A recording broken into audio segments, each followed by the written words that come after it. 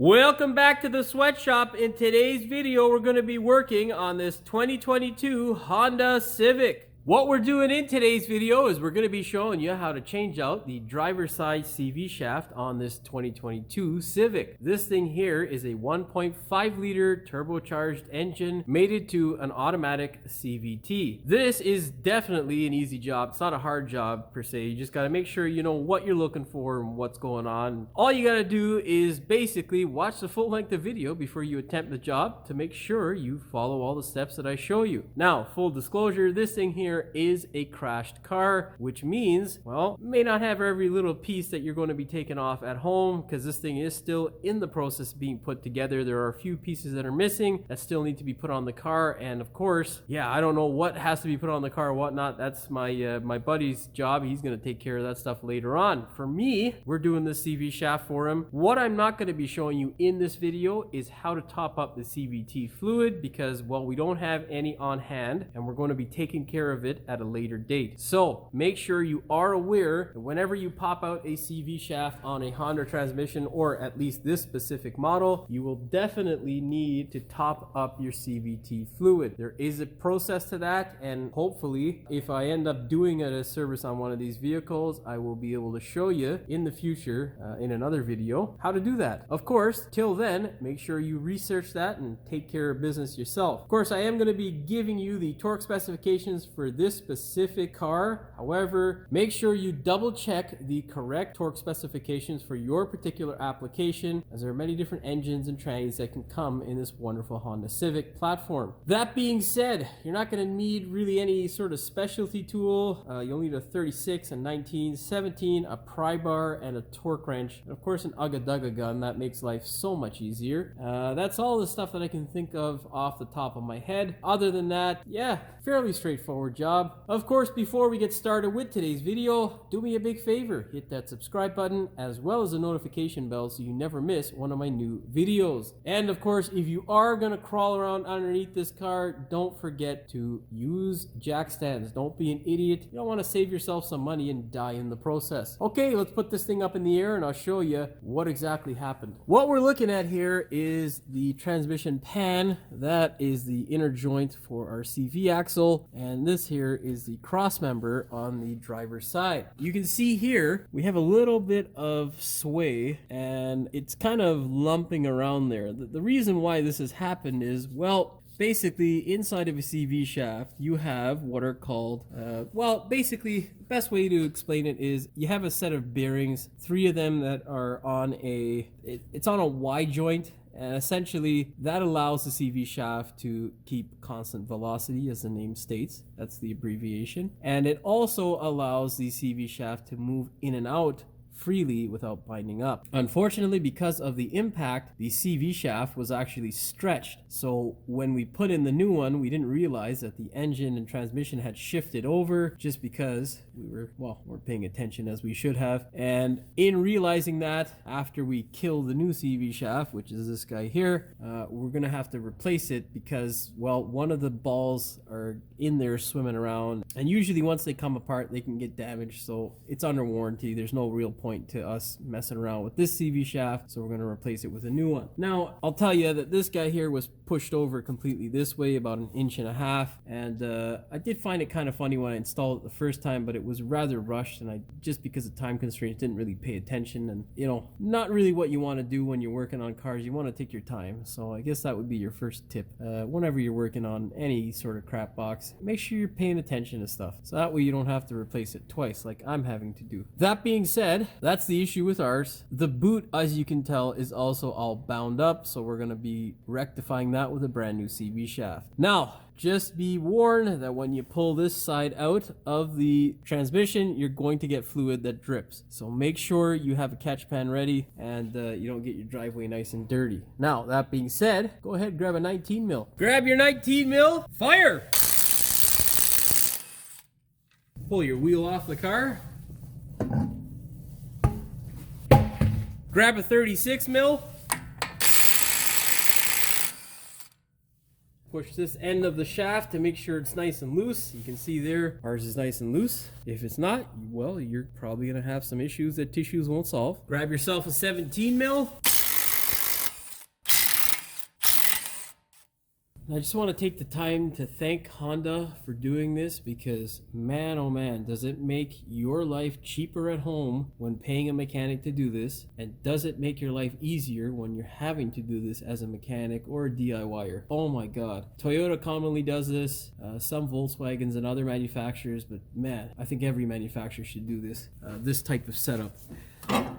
Pull that guy apart there, move your joint out of the way. And yeah, we're on our way to success. Now what we got to do is separate our wonderful joint from our spindle assembly here. Just like so. Okay.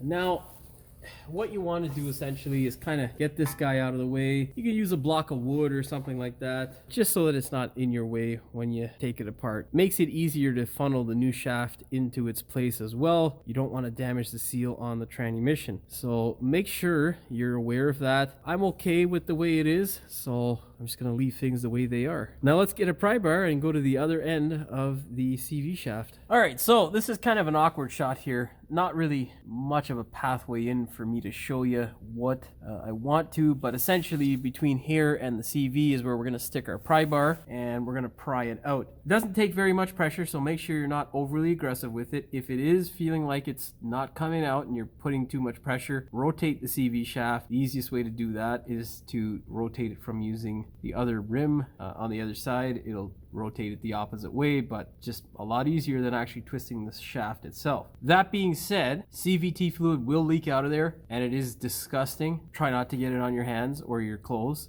It is carcinogenic like every other goddamn thing in the automotive industry. However, this thing is wildly disgusting in terms of its smell, and probably really carcinogenic more so than other stuff. So yeah, don't get it on you. Make sure you're wearing some gloves, and if you are doing this in the driveway, probably go with some eyeglasses, because you don't want that shit in your eyes either. Okay, that's enough rambling on. Just make sure you support the shaft when you are pulling it out on either end or from the middle, and yeah, let's go ahead and pry her out. We're gonna stick it up in here. Hopefully you guys can see what we're kind of figure what I'm doing here, and then just give her a little. Oh fuck, this is a lot harder than the fucking OE joint. Well, before we twist it, we're gonna give her a little bit of a bigger pry bar to wrestle with and see how she likes that. She's being a dick right now. Push her in a bit, and no. Rotation a bit. Rotating. Oh boy. Yeah, that's a lot tighter than the original joint was. Oh well, there, our whole shaft came out, so we'll take that guy out. Anyhow, back to this wonderful piece here. I think we got it there. Yeah, we got it there. Make sure your bucket's on the floor. And now usually I'd be holding the shaft, but as you saw, ours, well, left the chat. So we're gonna grab this guy and slowly work it out and make sure we don't hit our wonderful seal. All right, let me wipe my hands off. The grease is everywhere. Now, with the new CV shaft, that end there is very dangerous. Of course, it is your friend, but you want to make sure you do not hit the seal. Otherwise, you will cry as your precious CVT goes to hell as the fluid leaks out of it. That being said, before you go ahead and put your shaft in, you want to compare it to your original shaft or the shaft that has come out of the car, because you know that is the correct size and dimensions. Once you have gone ahead and compared it, go ahead and throw the new one in. Man, that compressor, dude, it runs so much. It's so fucking annoying. Anyhow. Alright, we're just trying to get the initial bit to bite here. Are we in there? I can't see shit, and I have to stick my fat head in there. And let me tell you, that's no easy task. There we go. We got her in there now. It's not in all the way. So now what you're going to do is get yourself a mallet and do the pound. Okay, so generally, because this thing's not very hard to go in, what you do, just hold the shaft like this. You're going to compress it. You're going to hold that guy back at the same time, and then just give it a few whacks. like that. You'll hear the sound change. That's how you know she's nice and installed. Of course, you're gonna go verify now on the other end. Stick your head up in there and see what is going on. Now we're all good on that end. So what we're gonna do now is put a little bit of FMCs. Just give it a little bit along the front here. You don't want to put it all along the back because, well, that's not good. You don't want that shit ending up on your bearing. So make sure you're careful with that. Don't douse it too much. Don't douse it too little. You just got to be the right amount. Now grab your CV shaft and funnel it back in. Just make sure you don't come into contact with an ABS sensor if there is one. Pretty sure there is, but not sure where the hell it is. Now let's pull the bowl joint back into the position. Pull that guy back in there like so. We're almost done. Make sure our CV shaft is nice and happy, like so. Now use your pry bar ever so gently just to work this guy into position. Okay, like so. You put your 17 mils back on by hand. You can put a little bit of anti-seize. Yeah, you know what? We'll give it a dab. It'll help it from not rusting. Now we're trying to get the thread portion. We don't care about this section here, really. Well, you know what? I got my 17 on the gun, so let's just run it up.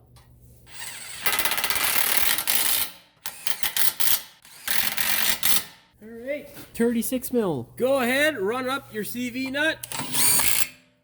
Go ahead, grab your torque wrench, set it to 181 foot-pounds or 245 newton meters. Now, unless you have a friend who can depress the brakes for you, get yourself a punch, stick it in the vein of the rotor like so. Now you can go ahead and torque this thing all on your own. Now take that punch and the big hammer and stake this wonderful nut.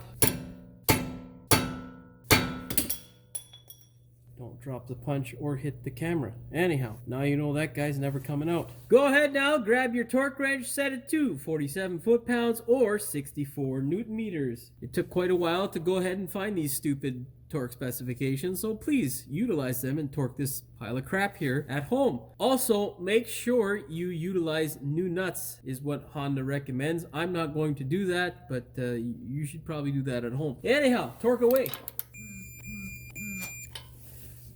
Alright, let's throw our wheel on. With your wheel on the car, make sure you push it into the hub and thread these guys up by hand. You never want to do these with a gun or ratchet or something. You want to thread them up by hand, because if you cross thread it, you're going to cry. Make sure your wheel is into the hub. Now go ahead and fire. Set your torque wrench to 80 foot-pounds or 108 newton meters. That's a thumbs up for us. Well, just wanted to show you here exactly what happened. You got a bearing here. It has a little bit of damage. Whatever, no biggie. You got a bearing here, but the bearing on this side is missing. And some of it is inside here. I don't know, is it one piece? Yeah, it looks like one piece. So we may have been able to use this, but is it worth it? We got some play in there, so probably not the best idea to use this thing. Regardless, we're gonna send it back for warranty. Well, I don't know how, but it's gonna get warranted. My buddy's able to get it warranted, so yeah, we got our new shaft, and this guy's gonna go to the dustbin. And yeah, we're gonna try and seal it up because I don't want this shit all over the place. Of course, you can hear that wonderful shitbox compressor running in the background, as usual, there to annoy me. Yeah, let's just try to seal that guy up, put it in the box, and away we go. All right, spectacular. Yeah, that's what happens to your CV shaft when it's asked to extend too far out of this cage. That's why I say you got to be nice and careful whenever doing this sort of job. Oh, let's just bless the CV shaft with its own guck. Oh yeah, baby, that's disgusting. Oh my god, yeah. CV grease is like one of those things you'll just never be able to get rid of, so always touch it with gloves. Never touch it bare hands. You never know what you're gonna catch. Okay, let's go ahead now and I'm gonna throw this in the box and you'll see me doing the ending soon. That's all she wrote for this one. Hopefully you found the video entertaining as well as informative. If you did, please like, share, and subscribe. Don't forget to hit the notification bell so you never miss one of my new videos. And as always, thanks for watching. We will see you in the next one. Made it to a automatic CVT transmission. Make sure you double check the torque. Make sure you double check. Unfortunately, because of, and usually there are a little bit of and usually there are a whole bunch of small pieces attached to those. Our boot is also all bound. Now let's get a pry bar and go to the other end of our tranny. Alright, it's kind of an awkward shot here. I can't really get in there to show you what is going on. Oh, that fucking compressor cocksucker. Okay, settle down, camera. It doesn't take very much pressure. Make sure, yeah, we're missing one. We'll see if we can find it. Found it. Oh, it's broken. So, well, we would replace that anyhow. No. Oh, fuck. Don't trip over shit either.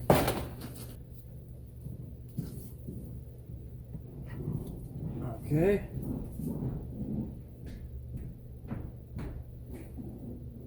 Oh, who the fuck's on the roof there, guy? Anyhow. God damn it, I'm missing my fucking hammer too, son of a bitch. Anyhow. Don't forget these ugly little bastards. Fuck. Now I'm in a foul mood because I just spent fucking 20 minutes looking for the stupid torque spec for this shit, because you gotta type in all sorts of coded messages to Shopkey in order to figure out the fucking picture or wherever they're gonna hide these goddamn torque specs. It's so fucking annoying. Anyhow. Okay. Fuck me. Hit the goddamn camera and the fucking thing got a seizure. With your wheel on the car. Fuck, I almost dropped the bolts. Double tech.